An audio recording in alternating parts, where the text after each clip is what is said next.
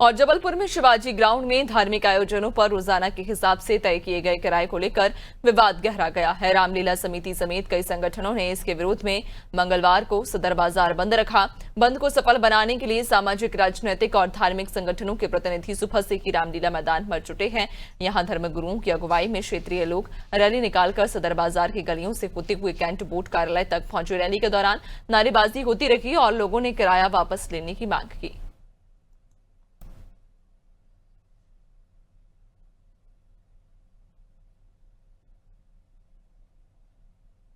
विगत दिनों में कैंटोनमेंट बोर्ड ने जिस तरीके का निर्णय लिया, शिवाजी ग्राउंड जबलपुर में नहीं पूरे देश में जाना जाता है कि ये ग्राउंड खेल का मैदान है। और सदर बाजार में तो इसके अलावा जितने भी सांस्कृतिक, सामाजिक और राजनीतिक कार्यक्रम शिवाजी ग्राउंड में होते रहे। चलो पहले जाकर कोई कोर्ट गया, कोर्ट में जाने पर यह हुआ कि यहाँ पर अन्य कार्यक्रम ना हो, खेल और धार्मिक आयोजन के अलावा।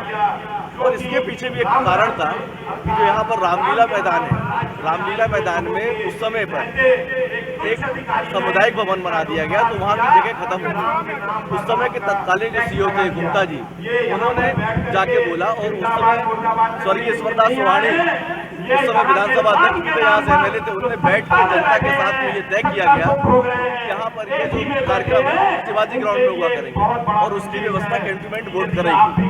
तो उसके बाद से चाहे वो दशहरा का कार्यक्रम रहा हो, चाहे वो बेंगल का कार्यक्रम रहा हो, मुहर्रम का कार्यक्रम हो, गुरु नानक जयंती का कार्यक्रम रहा हो, अन्य जो भी धार्मिक और खेल के कार्यक्रम होते थे, खेल शिवाजी ग्राउंड फुटबॉल के लिए जाना जाता है। तो इन्होंने अचानक पता नहीं क्या इनके दिमाग में सोचा, इन्होंने रामलीला पर शुल्क लगा दिया, इन्होंने उस पे खेल पर, फुटबॉल पर लगा दिया, इन्होंने मुहर्रम पर शुल्क लगा दिया।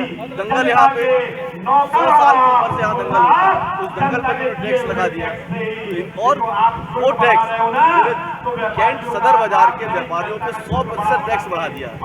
चाहे शिवाजी ग्राउंड में जो व्यवस्थाएं बोर्ड करता था वो करेगा, दंगल के लिए भी जो व्यवस्थाएं करेगा, तभी ये धरना प्रदर्शन खत्म होगा, नहीं तो ये अनिश्चितकालीन धरना चलेगा। आज क्या किया? आज सदर बाजार का भ्रमण करके बैरिकेड तोड़ के कैंट बोर्ड के सामने हम लोग आ गए और धरने पे बैठ गए।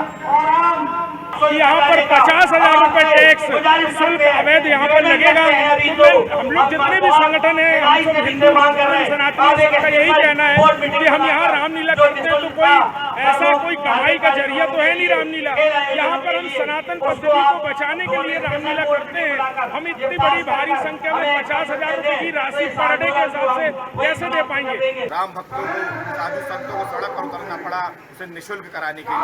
हमारी बात छोटी सी मांग है कि कैंट सीओ ये जो आश्वासन हमारे कैंट के विधायक को दिया है, उसी आश्वासन को हमको लिख करके दे दे। परंतु पता नहीं किस बात की ऐठी है, किस बात का उन्हें घमंड है, ये भी अपने कैंट के एसी रूम में बैठे हुए हैं। हमारा आंदोलन अनवरत चलता रहेगा जब तक हमें लिखित में आदेश प्राप्त नहीं होगा।